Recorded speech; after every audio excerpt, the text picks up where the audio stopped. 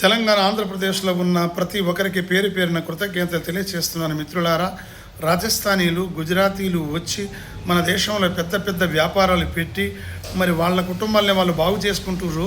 కానీ మా తెలంగాణ ఆంధ్రప్రదేశ్ ప్రజలకు మాత్రం ఎలాంటి ఉపయోగపడతలేదని కొంతమంది జమయ్యి మరి వాళ్ళ మీద దాడులు చేస్తున్నారు. ఇది చాలా పెద్ద తప్పని ఖండిస్తున్నాను. ఎందుకంటే ఈ కుట్ర దీని వెనక ఏమున్నదిరా అంటే ప్రతి గుజరాతీలు, మార్వాడీలు హిందుత్వం మీద పాటిస్తారు. హిందుత్వాన్ని ఎక్కువ వాళ్ళు బలపరుస్తారు. దేవుడు, భక్తి, భావన వాళ్ళు చాలా ఎక్కువ ఉంటుంది.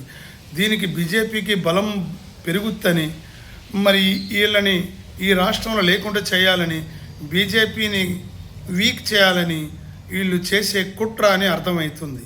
చూడండి మిత్రులారా, ఈరోజు పల్లెటూరు పోయి కూడా సిటీలా మారింది అంటే కేవలం అన్ని రాష్ట్రాల నుంచి ప్రజలు రావడం వల్ల.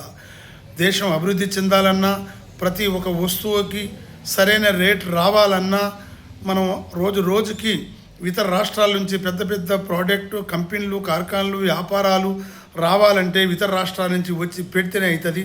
మరి ఏ ఊరోడు ఆ ఊరు డెవలప్మెంట్ చేసుకోవాలంటే కాదు. గుర్తు చేస్తూ ఉంటున్నాను, ఇలాంటి ఆందోళన మానేస్తారని. మీ సినీ నటుడు కేవై గిరిరాజ్. జై భారత్ మాత.